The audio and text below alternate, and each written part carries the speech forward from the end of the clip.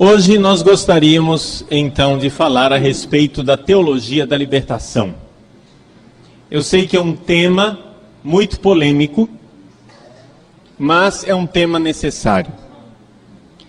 E eu gostaria de falar usando a autoridade e a competência de um teólogo muito melhor do que eu, evidente. Chama-se Joseph Ratzinger, que escreveu um documento pessoal, ou seja, um documento teológico. Não se trata, portanto, de documento oficial, magisterial, mas um documento teológico, dando o parecer dele, pessoal, a respeito da situação da teologia da libertação. Esse documento foi escrito em 1985, portanto, mais de 20 anos atrás. Um documento composto mais ou menos por 8 páginas, 7 a 8 páginas, dependendo do espaçamento, e que estará à disposição no meu site. Para aqueles que desejam ter acesso imediato ao documento, esse documento está num livro que foi publicado já há muito tempo também. É o livro chamado A Fé em Crise, ponto de interrogação. O cardeal Ratzinger se interroga. Esse documento foi publicado pela editora pedagógica e universitária, EPU, em 1985, em português, em tradução feita pelo padre Fernando Guimarães, que é meu amigo, redentorista, ele quem traduziu o livro naquela época, e este texto pode ser encontrado no livro A Fé em Crise, nas páginas 135 e 145. Também para aqueles que desejarem e que estão aqui nessa palestra, vai estar à disposição o texto escaneado que será colocado no site, está aqui também à disposição para os que desejarem fotocopiar, não é? Então, deixo aqui com os responsáveis da Canção Nova, para que façam as fotocópias para os que desejem, ou deixem em algum lugar, alguma fotocopiadora por aí, para que seja feita a fotocópia. O cardeal Joseph Ratzinger, então, avalia a questão da teologia da libertação. Eu irei explicar o texto, porque o texto é teológico e nem sempre de fácil compreensão. Mas a minha explicação não nos exime da leitura do texto. Ela é uma introdução para nos ajudar a ler o texto pessoalmente. Vamos iniciar com o conceito de teologia da libertação. Se nós vamos falar de teologia da libertação, nós precisamos dar um conceito de teologia da libertação, e o próprio cardeal Ratzinger nos dá este conceito. Ele diz assim: podemos dizer que a teologia da libertação pretende dar uma nova interpretação global do cristianismo. Isso é importante. É importante para você entender o que é a teologia da libertação. A teologia da libertação, ela é um fenômeno diferente daquilo que nós estamos acostumados. Quando a gente fala de uma heresia, a heresia, geralmente, ela é a respeito de um dogma, de algo específico, não é? Quando, por exemplo, os arianos negaram que o verbo de Deus fosse divino, fosse Deus, o que é que aconteceu? Houve uma heresia a respeito da Santíssima Trindade. Um dogma fundamental, claro, mas um dogma estava sendo negado, o dogma da Santíssima Trindade. Para os arianos, Deus é um só, não tem mais pessoas, é uma única pessoa e é o Pai. E existem duas criaturas chamadas o Verbo, a palavra eterna de Deus, Jesus, e o Espírito Santo, que são criaturas. Vejam, é uma heresia. Então, quando nós temos uma heresia, nós temos uma heresia que vai de encontro, vai contra um dogma. a teologia da libertação afeta todos os dogmas. É por isso que é difícil de lidar com ela. Porque ela é uma nova interpretação global do cristianismo. Vejam, isto é que é o importante para nós entendermos a teologia da libertação. Eu olho o cristianismo como um todo e eu vou reinterpretar o cristianismo todo. Portanto, trata-se de uma heresia extremamente preocupante, extremamente danosa, perigosa e terrível, que precisa ser combatida mais do que qualquer outra heresia já foi combatida na história da igreja. Porque ela simplesmente acaba com tudo. Ela reinterpreta o cristianismo todo. Não deixa nada em paz. Ela reinterpreta os sacramentos, reinterpreta os dogmas, reinterpreta a moral, reinterpreta tudo. A estrutura da igreja. E como é que ela reinterpreta? Como é que ela faz isto? Ela explica o cristianismo como uma praxis de libertação. E uma praxis de libertação política. É importante salientar isso. Então, para a teologia da libertação, o cristianismo não é uma, como nós estamos acostumados, uma realidade que nos leva à salvação eterna. Para a teologia da libertação, o cristianismo é uma praxis, ou seja, uma prática, uma ação política libertadora. Portanto, tudo, absolutamente tudo vai ser interpretado em chave política. E já digo desde já, marxista. A heresia da libertação, que seria o nome mais adequado de teologia da libertação, a heresia da libertação reinterpreta o cristianismo todo. É uma macro-heresia. É uma heresia maiúscula, que reinterpreta tudo. Por quê? Porque é teologia feita por marxistas. E marxistas que não têm fé, ou pelo menos não têm fé suficiente. O senhor Antônio Gramsci, fundador do Partido Comunista Italiano, ele tem uma teoria de que tudo é política. Tudo é política. Portanto, só existem duas opções. Aqui é que está, digamos assim, o problema. Os teólogos da libertação, em sintonia com Antônio Gramsci, colocam você diante de um impasse, onde você é obrigado a escolher entre duas alternativas, e dizem eles, tertium non datur. Não existe uma terceira alternativa. O que nós iremos ver que é mentira. Existe sim uma terceira alternativa. Mas, para eles, você precisa escolher entre duas alternativas. Ou você adota uma opção fundamental, que eles chamam de opção preferencial pelos pobres,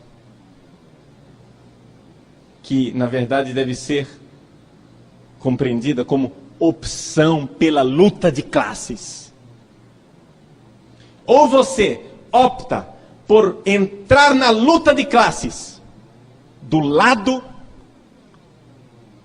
dos pobres, dos proletários, daquilo que eles chamam os oprimidos, para derrubar o sistema, portanto, para implantar o projeto socialista, marxista. Ou então você está do outro lado, você está trabalhando para o sistema, você é um colaborador do sistema, você está ajudando os opressores. É aqui que acontece o impasse. Os teólogos da libertação nos colocam diante desta alternativa como se ela fosse irremediável.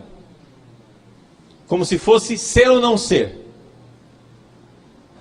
Ou você trabalha para lutar num projeto de luta de classes para derrubar o sistema capitalista, ou você gosta da opressão, gosta da injustiça, gosta da miséria, da pobreza. Você é a raça de criatura mais desprezível que poderia existir na face da terra. Então, diante desta praxis política, desta alternativa que a gente não tem como escapar, é que se dá toda a passagem de releitura do cristianismo em chave marxista. Você vai dizer, mas Padre Paulo, ainda existe marxismo? Sim, eu irei descrever para vocês, nós iremos ver, o próprio Papa irá nos conduzir nos vários temas da teologia da libertação, e você vai ver que estes temas, que são uma releitura do cristianismo em chave marxista, estão no dia a dia de nossas paróquias, estão vivos entre nós. O marxismo entre nós vai muito bem, obrigado. É evidente que ele não se chama marxismo. Para quem nunca estudou marxismo,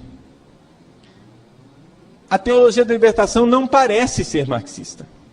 Mas para quem estudou o marxismo, sabe muito bem que ali não tem dúvida. Trata-se de verdadeiro marxismo. Então, vejam, aqui está a realidade da teologia da libertação. Ela reinterpreta todo o cristianismo a partir de uma prática política de instauração de uma sociedade sem classes, de um projeto socialista, e tudo, absolutamente tudo deve estar a serviço disto.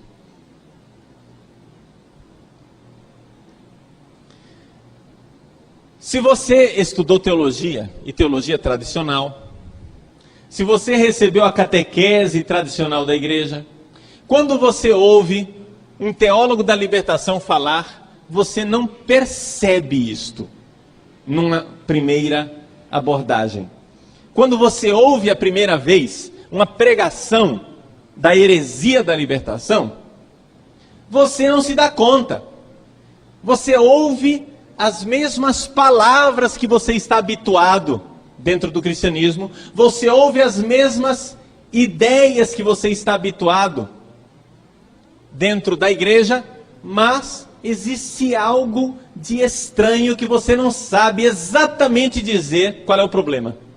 É esta a sensação de quem estudou o catecismo tradicional, a teologia tradicional, e ouve pela primeira vez a teologia da libertação. Existe uma tendência, digamos assim, do fiel cristão, ou do teólogo, do padre, do bispo, que ouve a heresia da libertação, a tendência dele é de achar que está tudo em ordem. Porque afinal aquela pessoa está dizendo as mesmas coisas que nós dizemos. Mas existe algo de profundamente perverso ali dentro. Por quê? Porque o conteúdo do cristianismo, o conteúdo central é esvaziado. O conteúdo é esvaziado, e embora eles usem a linguagem cristã, dando a todos nós a impressão de que nós estamos diante do nosso patrimônio teológico, daquilo que nós já temos como verdades de fé, eles estão inoculando, introduzindo uma realidade completamente nova. E é por isso que a teologia da libertação é tão perigosa. O veneno é tão mais perigoso quanto mais ele se disfarça de alimento.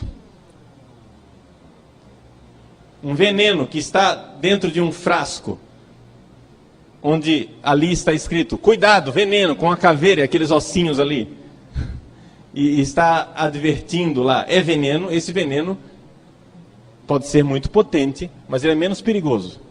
Mas o veneno disfarçado de iogurte, o veneno disfarçado de alimento saboroso, ele é muito mais perigoso. Por isso a teologia da libertação é perigosa, porque ela está disfarçada de cristianismo verdadeiro. Então, o Papa nos diz, e eu vou ler textualmente, precisamente a radicalidade da teologia da libertação faz com que a sua gravidade não seja avaliada de modo suficiente, já que não se encaixa em nenhum esquema de heresia até hoje existente. São as palavras textuais do cardeal Ratzinger. Portanto, nós podemos deduzir daqui que trata-se de algo extremamente grave para o cristianismo, mas que ao mesmo tempo nos engana, porque parece não ser grave. É como uma pessoa que está com meningite, ela sente uma dor de cabeça, uma dor de cabeça, uma dor de cabeça, acha que é só uma dor de cabeça, toma um analgésico, na verdade, ela está com uma doença gravíssima, não está com uma simples dor de cabeça. Muito bem.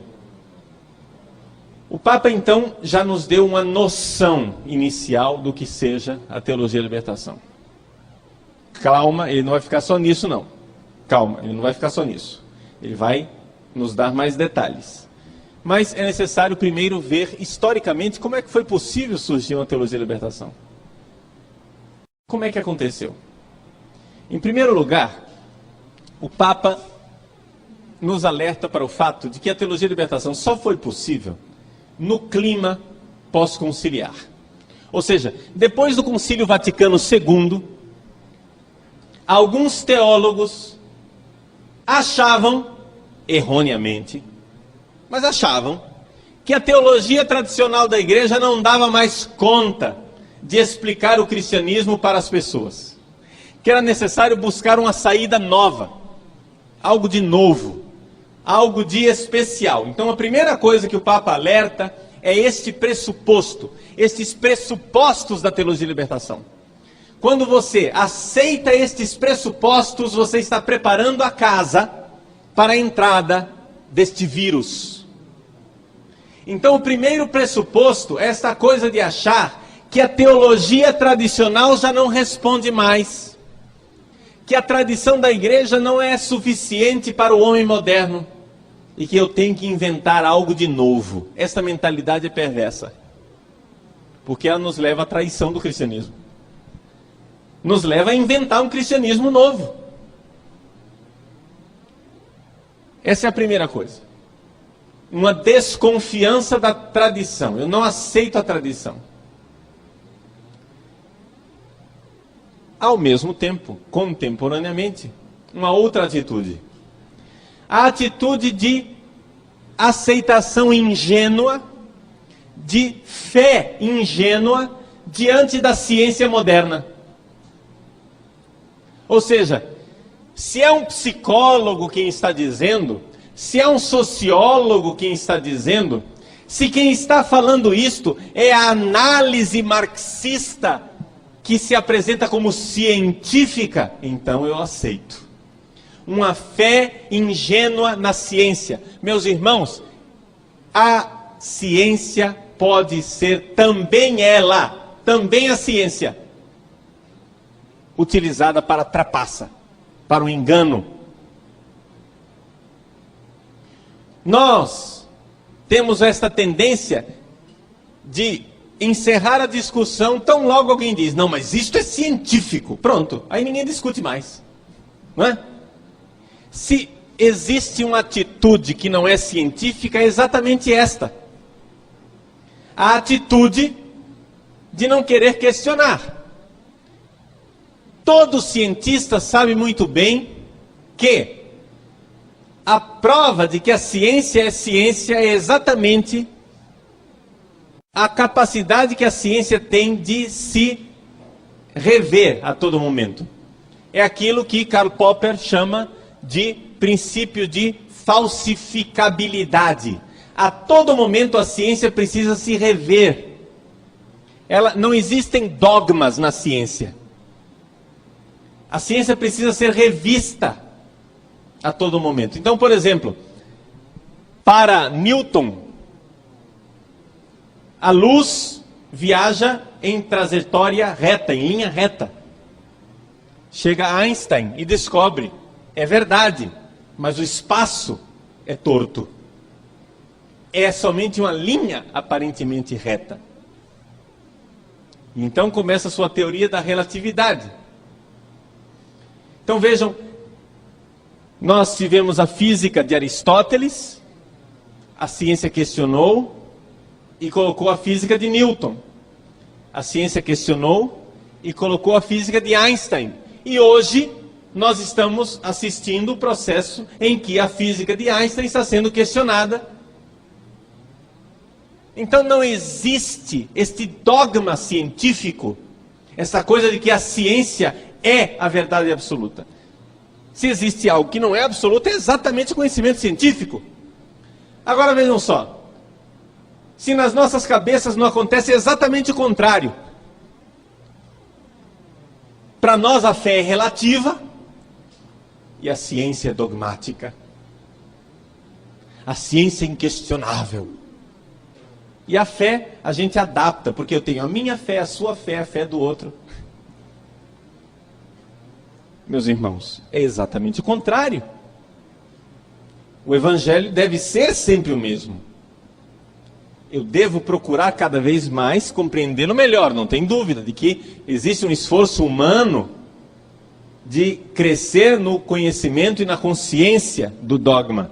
Mas o dogma é sempre o mesmo. A fé cristã é a mesma. Pois bem, estas duas atitudes nos colocam diante de uma terceira. Então vejam só, a primeira atitude é a desconfiança da tradição teológica.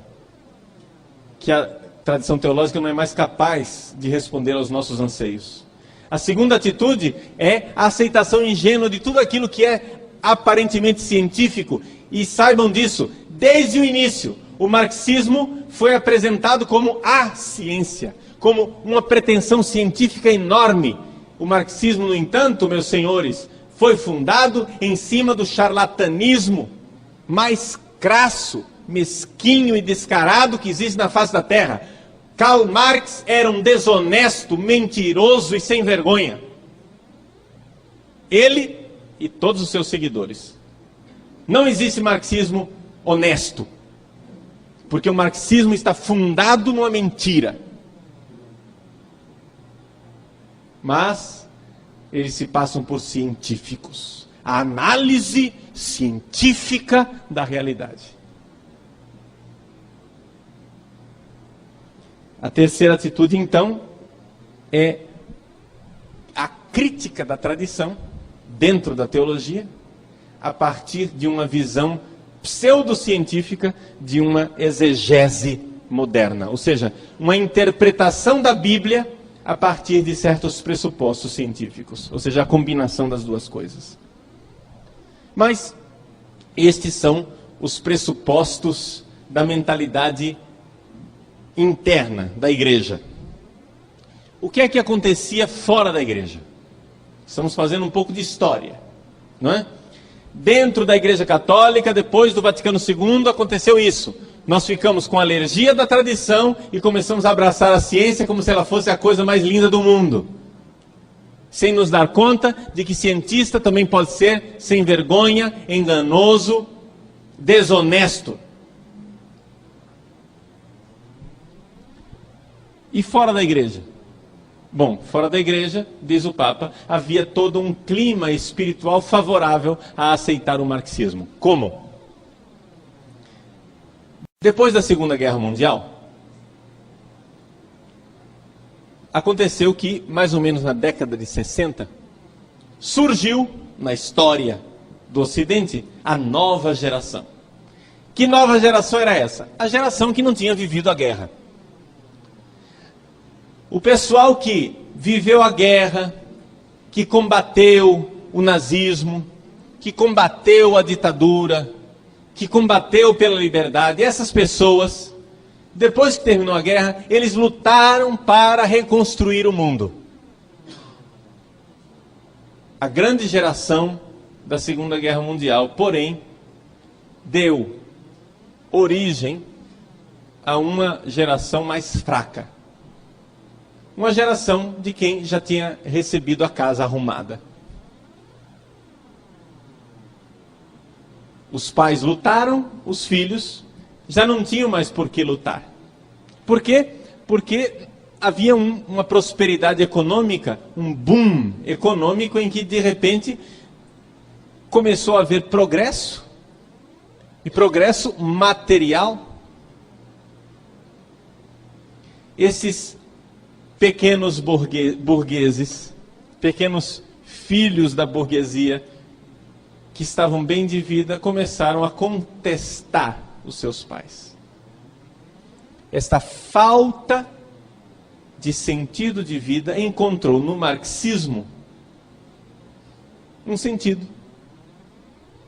É por isso que nós temos então a geração de Woodstock, a geração dos hippies.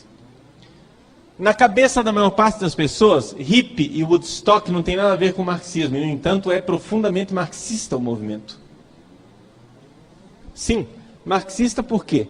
Porque se trata de um impulso de destruição, num neomarxismo cultural, da herança cultural recebida do Ocidente.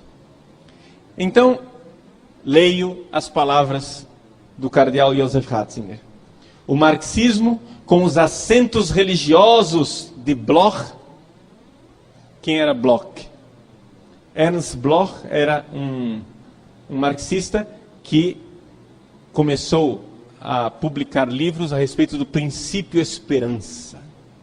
Que era o princípio esperança? Era esse princípio de que existe uma esperança para um mundo novo. E a forma como Bloch escrevia parecia quase um pregador profético. Ele depois influenciou grandemente todo um movimento teológico, inicialmente fora da Igreja Católica, por parte dos protestantes, e que encontrou em Jürgen Moltmann o seu principal defensor, a teologia da esperança. Uma esperança que não tinha nada a ver com a esperança tradicional cristã, porque é uma esperança intramundana, a esperança de um mundo melhor aqui. Outros pensadores marxistas, além de Bloch, os pensadores da escola de Frankfurt, como Adorno, Horkheimer, Marcuse, que são da primeira geração, e, mais tardio, Habermas. Estes pensadores marxistas da escola de Frankfurt começaram a apresentar o marxismo com um aparente rigor científico, com uma veste científica enganosa. Então vejam que estava tudo pronto. Havia uma sede dos jovens por algo que desse sentido. De repente encontram esses pregadores do neomarxismo, do marxismo cultural, Bloch, Horkheimer, Adorno, Marcuse, Habermas, e então eles entram de roldão nesse projeto marxista. Projeto marxista que estava em voga e que infelizmente na década de 70 e que infelizmente continua disfarçado entre nós. Pois bem, e um terceiro ponto que o Papa aponta para os pressupostos da teologia da libertação é a questão do desafio moral da pobreza e da opressão. De fato, existem problemas sociais no terceiro mundo. Os problemas sociais existem e o Papa não está negando. Então você junta estas três coisas. A atitude interna da teologia, de querer uma novidade. A atitude externa do mundo, de estar aberto espiritualmente para esse novo idealismo moral marxista. E essa terceira realidade, que é o problema social real e concreto, está feita a química perfeita. Estão aí todos os pressupostos para uma teologia da libertação. Bom, vimos uma breve definição de teologia de libertação, vimos uma breve, resumida, muito resumida, história dos pressupostos da teologia da libertação. Vamos agora entrar na teologia da libertação. Mas não vamos entrar diretamente nos conteúdos. Vamos entrar primeiro nas estruturas. Existem estruturas metodológicas, estruturas mentais na teologia da libertação. A primeira realidade é a questão de que a teologia da libertação nasce diretamente de uma influência de um teólogo chamado Rudolf Bultmann. Quem era Bultmann? Bultmann foi um pastor, um teólogo, mais do que pastor, um teólogo protestante que começou a questionar a credibilidade dos evangelhos. Não foi ele quem começou, já vinha antes dele, toda a teologia liberal, desde o final do século XIX. Mas digamos que Bultmann é o cume de toda esta escola, essa cadeia. Bultmann questiona a credibilidade histórica dos evangelhos. Esta estrutura está na cabeça da teologia da libertação. Um teólogo da libertação não crê na historicidade dos evangelhos.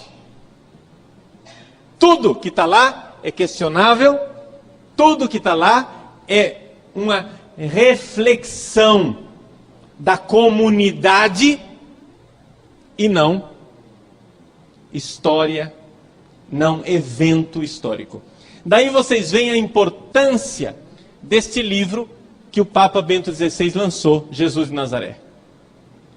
Tem gente que acha que esse livro é uma reflexãozinha piedosa, inócua, que não vai adiantar em nada para os problemas da igreja atual, que o Papa está simplesmente fazendo poesia a respeito de Jesus. Nada disso. O livro Jesus de Nazaré é um dos esforços mais importantes desse pontificado, se não o mais importante. Trata-se de uma arma poderosíssima. Por quê? Porque ali nós estamos diante de um grande teólogo, Joseph Ratzinger, que está escrevendo, lendo os evangelhos conosco e mostrando o fundamento histórico do núcleo da nossa fé. Ele está nos tomando pela mão e nos ensinando a ler os evangelhos e crer nos evangelhos. Então vejam que aqui parece que não, mas o Papa Bento XVI está de forma eficaz, sem fazer grande barulho, está indo diretamente na veia da teologia da libertação. Se esses teólogos da libertação soubessem o risco que eles estão correndo com esse livro, não é? Eles certamente teriam dado mais importância ao livro, pelo menos como inimigo.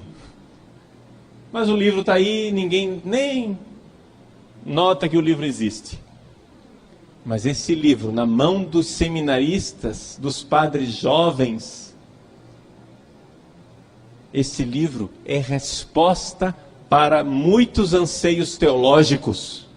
E está dando aos padres jovens e aos seminaristas a possibilidade de forma inteligente, teológica e científica, ler os evangelhos e dar aos evangelhos a credibilidade histórica que nós necessitamos para manter a nossa fé. Então vejam na estrutura mental de um teólogo da libertação, está o fato de que os evangelhos não têm credibilidade histórica. O que está lá não é história. Por isso, vocês irão ouvir muitas vezes teólogos da libertação dizendo que isso não é histórico, isso daqui foi um acréscimo da comunidade. Por quê? Porque se trata de um embuste cientificista. Eles tentam apresentar essa leitura do que eles fazem do Evangelho, que é uma leitura ideológica, como sendo a leitura científica. Então, leio o trecho do Papa, para que vocês tenham um pouco também acesso às próprias palavras que ele usa. A importância de Bultmann, portanto, não está tanto em suas afirmações positivas. Não tem ninguém lendo Bultmann hoje em dia e concordando com aquilo que Bultmann diz. Mas, sim, no resultado negativo de sua crítica.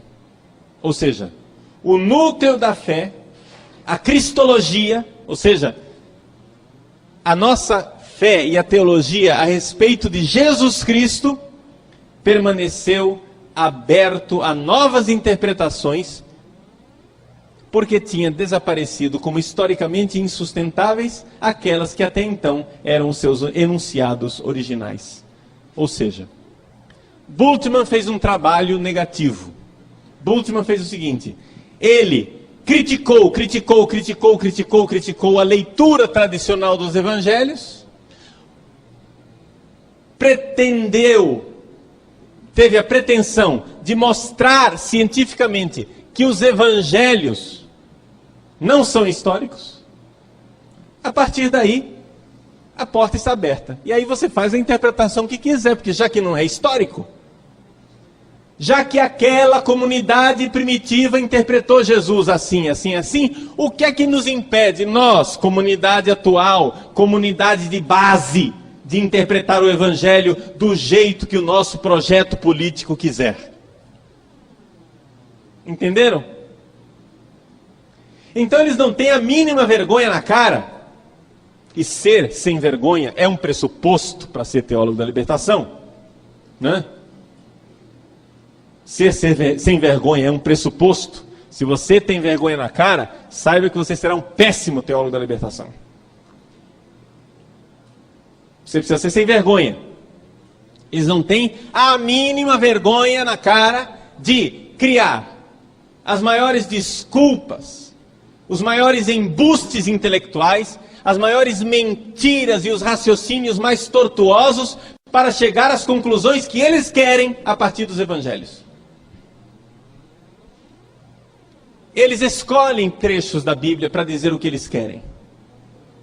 Eles escolhem tudo o que aparentemente justifica a visão ideológica deles.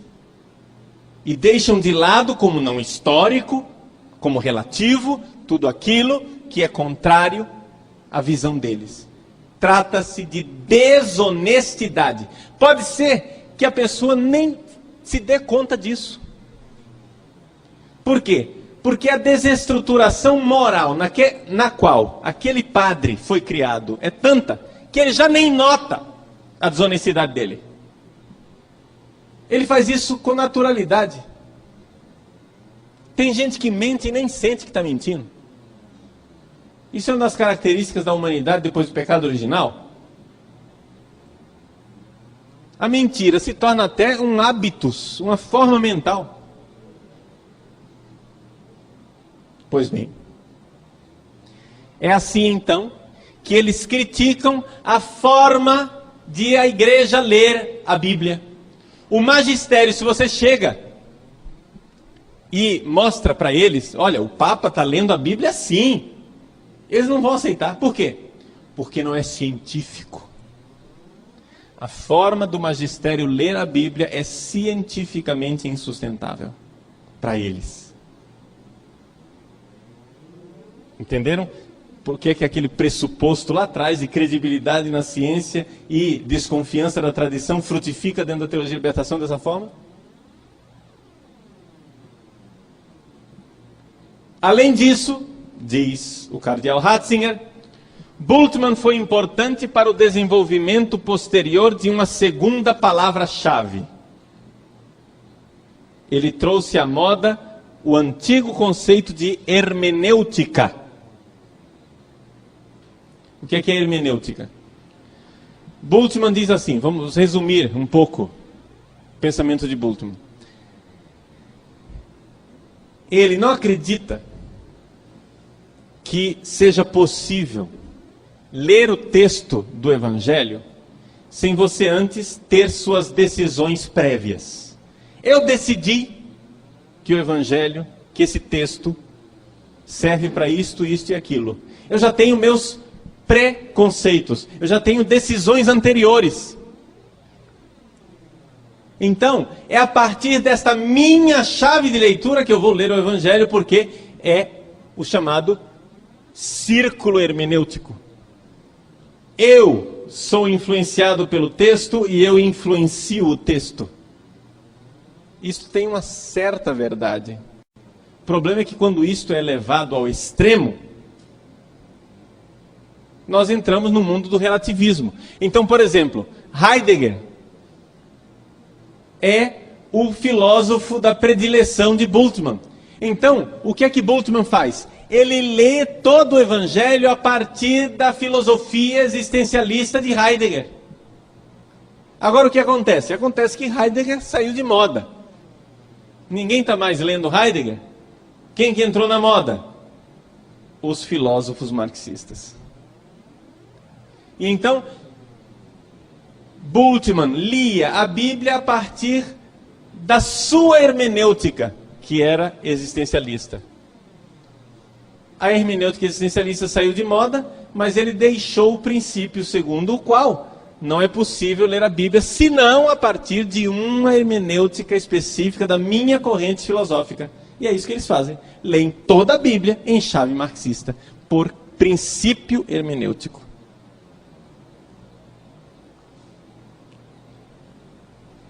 Então, a contribuição de Bultmann é o primeiro elemento estrutural. Uma desconfiança científica e a questão da hermenêutica de uma filosofia alheia ao cristianismo. Um segundo ponto estrutural dentro da teologia da libertação é a questão da análise marxista da história.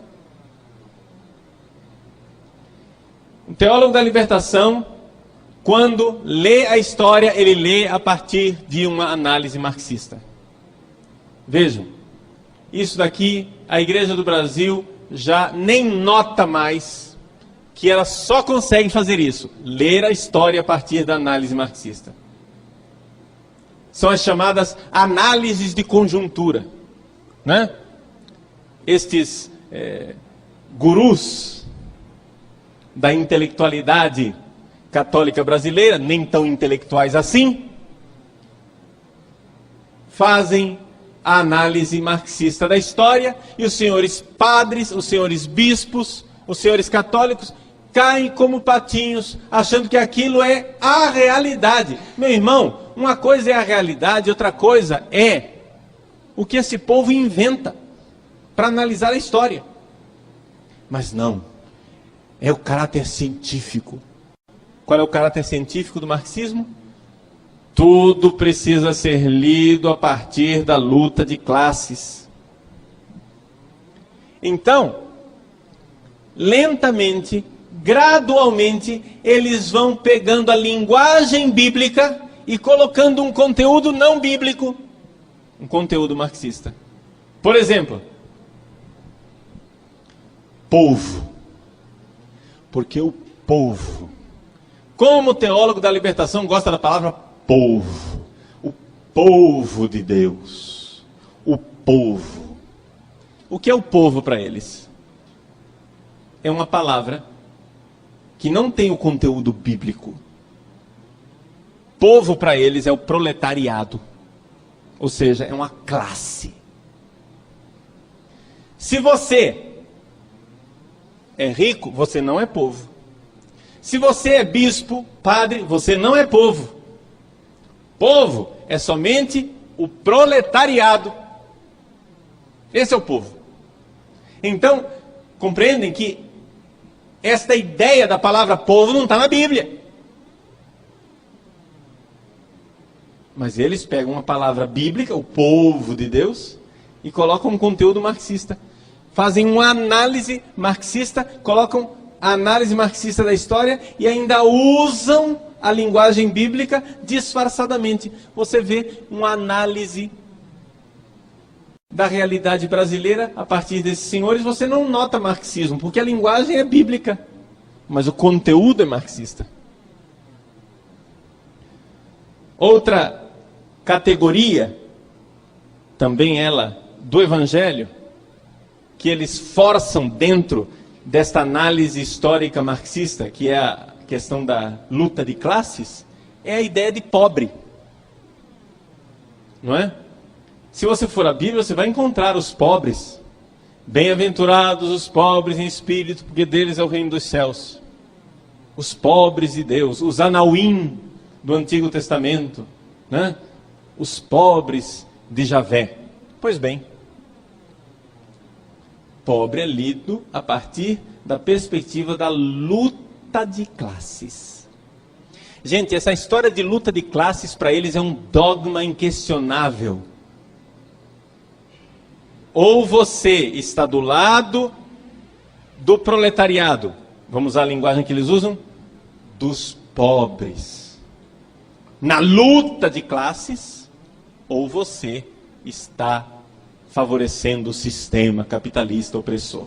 Não tem como fugir disso. Meus irmãos, tem como fugir disso sim. Chama-se cristianismo tradicional. Tem como fugir disso sim. Nós não precisamos comer no coxo que eles nos obrigam a comer. Não podemos ficar emburrecidos e entrar dentro da análise que eles fazem. Como se... Porque eles decretaram que o socialismo é a solução. Eles decretaram. Socialismo é uma coisa que não se critica, que não tem erro, que não erra nunca, que não pode ser aperfeiçoado. Nada disso pode ser aperfeiçoado. O socialismo é um impávido colosso que não pode ser tocado. Mas quem disse que o socialismo é a solução? Quem me obriga a levar a sociedade para o socialismo? Que tal, ao invés de fazer uma análise marxista da história, fazer a crítica do socialismo histórico, do real, o único socialismo que existiu na face da Terra, que deixou mais de 100 milhões de pessoas mortas, em campos de concentração, campos de extermínio e companhia limitada. Que tal fazer a crítica do socialismo bonito que eles querem implantar? Isso não pode.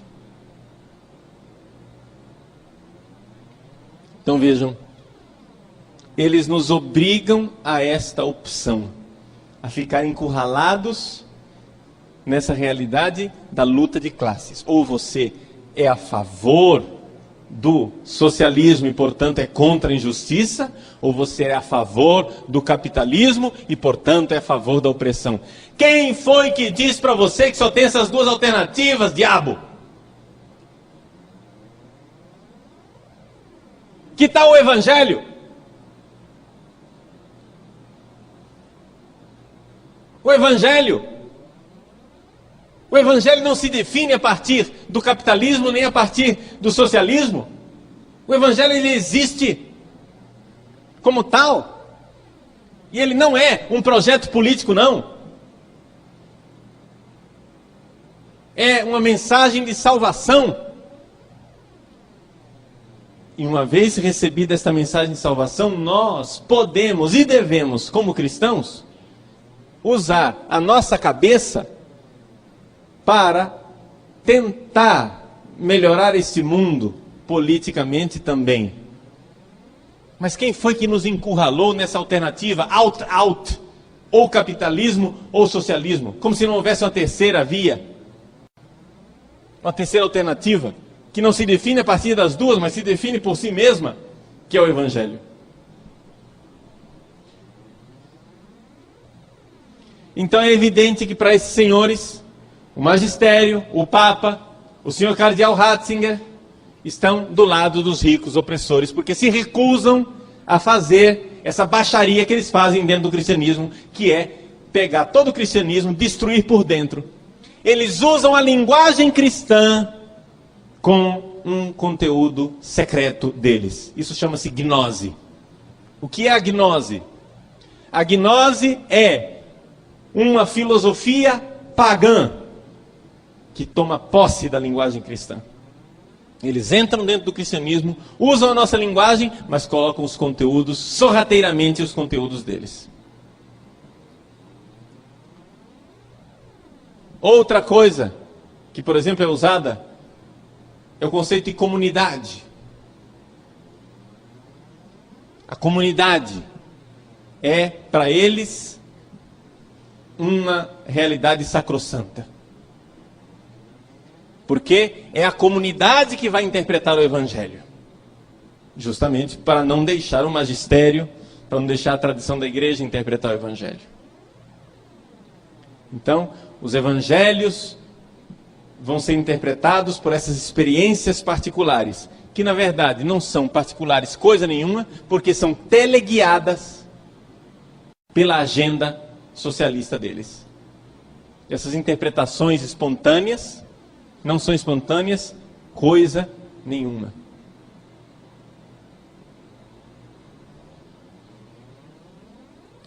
É por isso que o conceito de povo de Deus é usado por eles de forma a interpretar povo de Deus como luta de classes. Povo de Deus é uma realidade contraposta a magistério. O povo contra o magistério. O povo contra os opressores. O senhor Leonardo Boff, no seu livro Igreja, Carisma e Poder, faz exatamente isso. Ele aplica a análise marxista à igreja. Ele diz, o povo expoliado, desapropriado, e os detentores do capitalismo espiritual, que é o clero. O clero se apropriou dos meios de produção do sagrado. E o povo, produção do sagrado quer dizer o quê? Quem que pode celebrar a Eucaristia? Só os padres. Quem que pode perdoar os pecados? Só os padres. Quem que pode interpretar oficialmente a Sagrada Escritura? Só o magistério. Então vejam, uma classe. Vejam como eles leem tudo a partir da luta de classes. Uma classe, a classe clerical, é a classe que tomou posse dos meios de produção do sagrado, enquanto o povo é expoliado. O povo é oprimido, o povo não tem a produção do sagrado. Então o que nós vamos fazer? Nós precisamos pôr luta de classes. E precisamos dar ao povo a possibilidade de fazer isso também. Então o povo vai celebrar a Eucaristia, vai perdoar os pecados, vai interpretar a Bíblia do jeito que quiser, etc. E essa luta de classes, é interpretada como sendo a ação do Espírito Santo. A pneumatologia, ou seja, o Espírito Santo entra aqui de forma decisiva, por quê? Porque o Espírito Santo é o princípio ativo da revolução. Porque o Espírito sopra onde quer.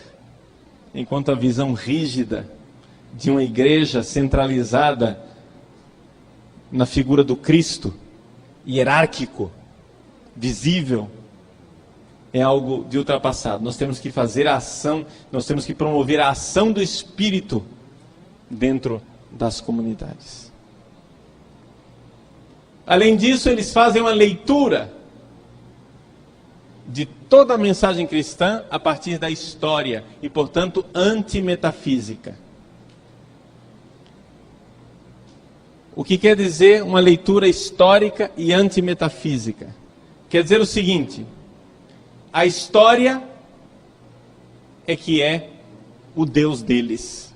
Não existe uma verdade, existe o momento histórico. Hoje é isto, amanhã é outra coisa. Não existe verdade, só existe história. A história é um conceito que absorve tudo, inclusive Deus e a revelação. Pois bem, uma vez que foi apresentada aqui toda a estrutura e a forma de pensar da teologia de libertação, nós poderíamos apresentar rapidamente pequenos tópicos de conteúdo, porque uma vez que você tem a estrutura, uma vez que você aprendeu como eles pensam, você já consegue, não é, detectar quando as coisas são feitas a partir desta heresia da libertação. Mas vamos colocar alguns pontos. Por exemplo, fé. A fé não é mais interpretada como eu tenho que ser fiel à revelação de Deus. Não. Fé, para eles, é uma fidelidade à história, à luta histórica. Essa é a fé. A fidelidade à causa. E o que é a causa aqui? É a causa socialista com a qual eles interpretam o Evangelho. Esperança. O que é a esperança cristã? A esperança cristã é uma confiança no futuro socialista que virá. O amor. O que é o amor para eles? É o amor preferencial pelos pobres. Mas, padre, não é bonito o amor preferencial pelos pobres? Ah, sim, a palavra é bonita. O conteúdo, porém, significa o seguinte: opção pela luta de classes. Entenderam? Quando eles disserem opção preferencial pelos pobres, saiba que o conteúdo desta frase é opção pela luta de classe socialista. Isso aqui é opção preferencial pelos pobres. As palavras são bonitas, o conteúdo é demoníaco. Compreendem? Pergunto, todos os padres sabem disso daqui que eu estou dizendo? Não. Eles vão bebendo esse negócio aqui como se fosse a verdade do Evangelho. A demência é tal que eles não são capazes de ler. Não são capazes de ler absolutamente nada que contradiga o que eles aprenderam. Por medinho de que talvez eu esteja sendo enganado. Entendeu? Então as pessoas não querem conhecer a verdade. As pessoas não querem conhecer a verdade. Porque dói. Dói você enxergar que você está há 20 anos num barco furado.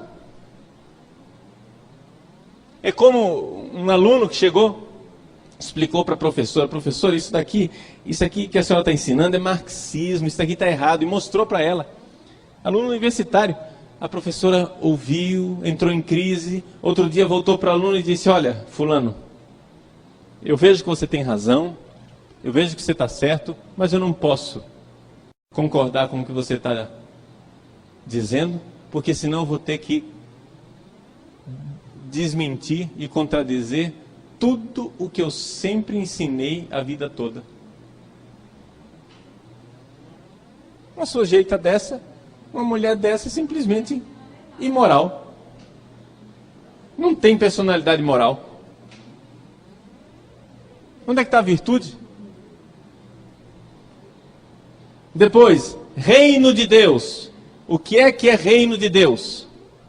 O reino de Deus não pode ser interpretado nem espiritualmente e nem universalmente. Reino de Deus é o quê? Leio. Somente a partir da praxis de Jesus, e não teoricamente, é possível definir o que seja reino de Deus.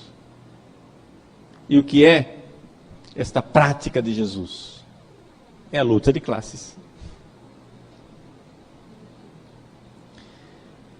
Depois, o Papa coloca aqui que eles são contrários ao dualismo, não é? E por isso são contra. Todo teólogo da libertação vai ser contra a distinção entre corpo e alma. Eles não aceitam corpo e alma. Não fale de alma para eles que eles ficam arrepiados. Não querem saber de alma. Não aceitam a distinção entre natural e sobrenatural. Para eles tudo é natural. Não aceitam a distinção entre imanência e transcendência. Tudo é aqui, imanente, nessa história. Não existe o transcendente. Mas aí o que é que eles fazem? Criam um dualismo ainda maior, que é o dualismo do mundo atual e o futuro hipotético deles. E uma demência ainda maior.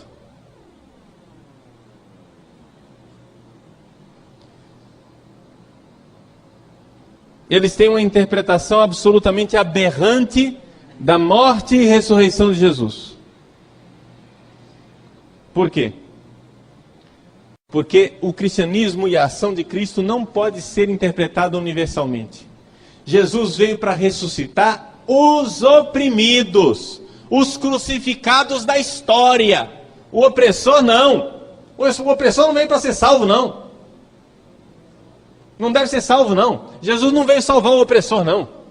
Jesus veio salvar os oprimidos da história. Por isso, nada de interpretar o reino como sendo uma realidade universal. O reino não é para todos, não. O reino é para todo o povo, ou seja, para toda a classe eleita que eles disseram que é a classe que vai entrar no reino.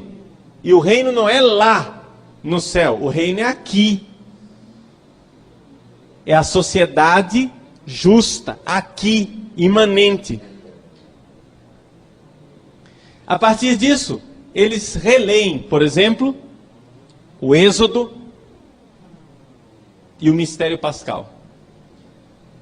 O mistério pascal e o Êxodo é a saída da escravidão para a libertação política. E por isso, o que é a Eucaristia?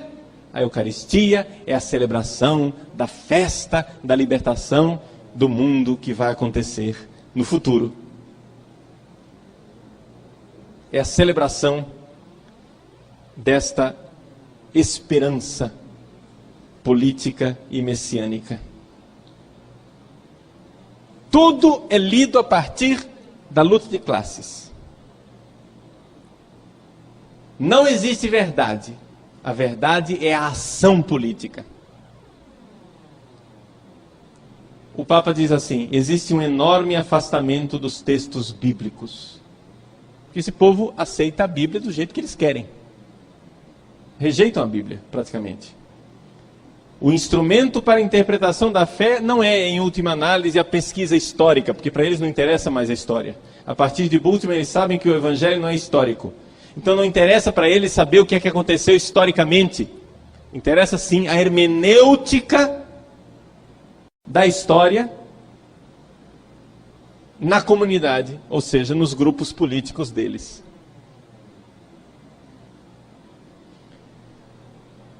E agora? O que fazer diante da teologia de libertação? Bom, o Papa conclui muito brevemente dizendo o seguinte: diante dessa lógica, a teologia de libertação é toda uma lógica que parece inatacável. Mas existe uma forma de nós combatermos. A teologia da libertação nasceu de uma falta de conversão. E a forma de nós combatermos a teologia da libertação é a conversão. Ou seja, somente se nós aumentarmos a nossa fé na fé verdadeira da igreja, somente se nós nos convertermos mais ainda para a fé verdadeira e tradicional da igreja, a nossa atitude pessoal de adesão à fé da igreja na tradição é que é resposta à teologia da libertação. Nós precisamos nos dar conta desta falta de conversão que é a teologia da libertação e entrar e fazer a opção preferencial, verdadeira, pela fé em Cristo, conforme nos é apresentado pela igreja, conforme nos é apresentado pelos evangelhos. O Papa está dando passos para a solução. Poderíamos depois, com um pouco mais de tempo, ver esses passos. Mas eu vou fazer uma pequena lista dos passos que o Papa está dando para combater esta heresia da libertação, e nós poderíamos depois, numa outra palestra, desenvolver isso de forma mais adequada. Primeiro, o caminho de resgate é exatamente o mesmo caminho que nos levou à perdição, só que na direção inversa.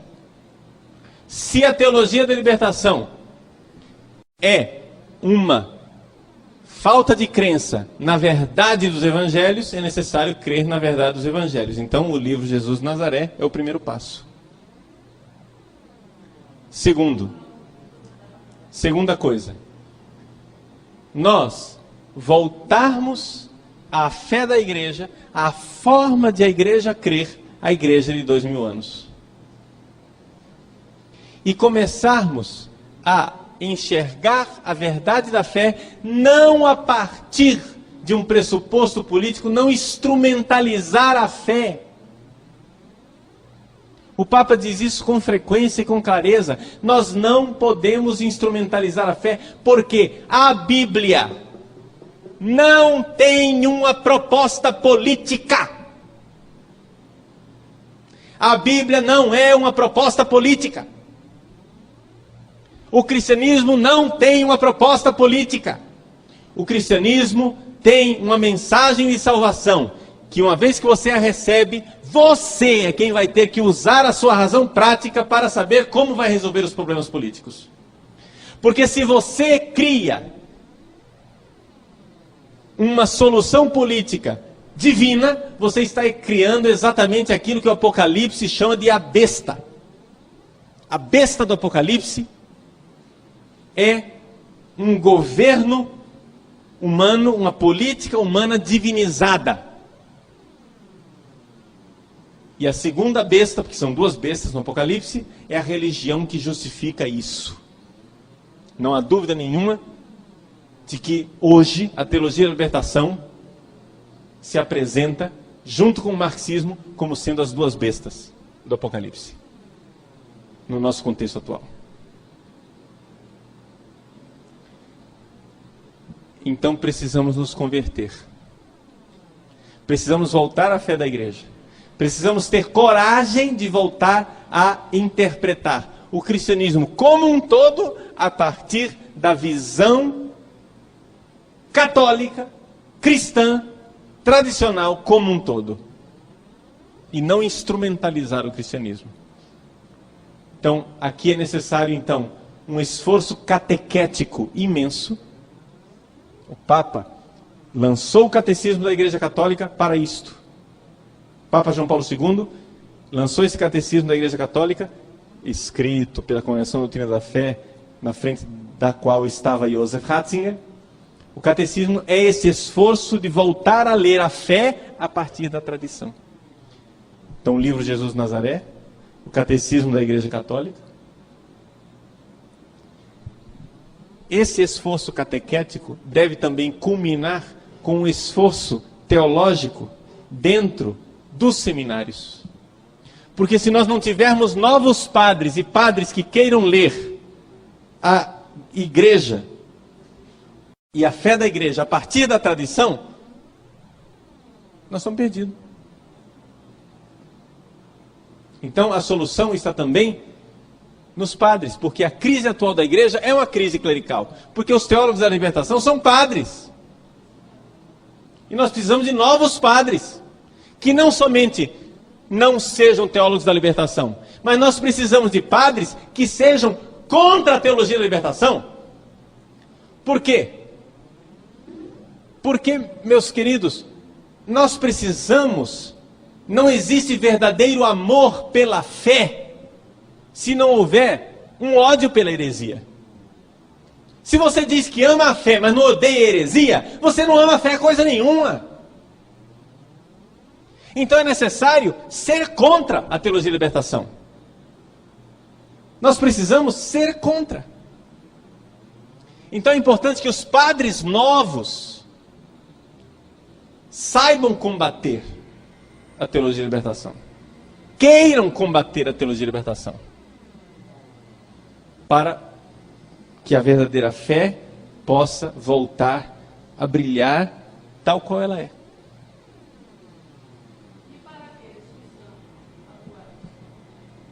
Então,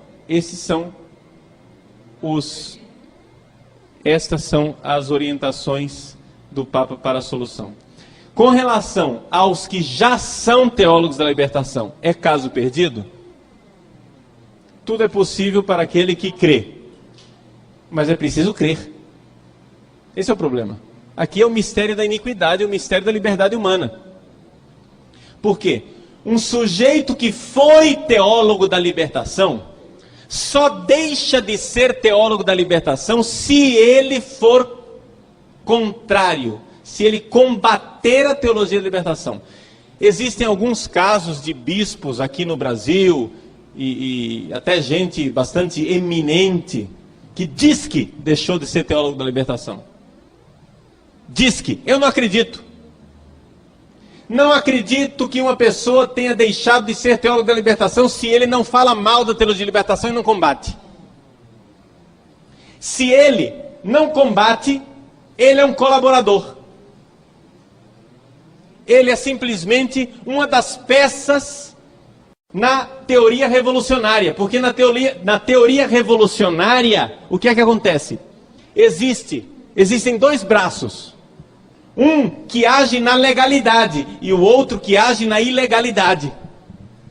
Existem os teólogos, freiras, padres, agentes de pastoral que são malucos, que fazem maluquices, que celebram missa de zumbi, que faz macumba na igreja e que faz todo esse tipo de coisa. Estes são aqueles que agem na ilegalidade, ou seja, é o braço revolucionário ilegal.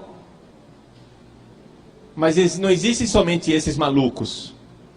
Existe também o outro braço da revolução, que é o braço da legalidade. Ou seja, o pessoal que fica bancando de comportadinho. O Papa diz lá em Roma, eles dizem sim, senhor, seu Papa. E abaixam a cabeça e acenam, mas não fazem nada. E ao não fazer nada, eles estão encobrindo o braço revolucionário. Estão potenciando o braço revolucionário. Não é? E aí nós, bobões, somos então cortados ao meio por esta tesoura. Por esta tesoura. Entenderam? De um lado, os revolucionários malucos, e do outro lado, os colaboradores, comportadinhos, romaninhos. Por que acontece isso, gente? Tem muito teólogo da libertação agora, que agora adotaram a posição da legalidade. Quanto teólogo da libertação agora está usando clégima, usando batina, aparecendo bonitinho de casula, com aparência romana, uma aparência de legalidade, uma aparência de que são fiéis ao Papa, mas é só aparência.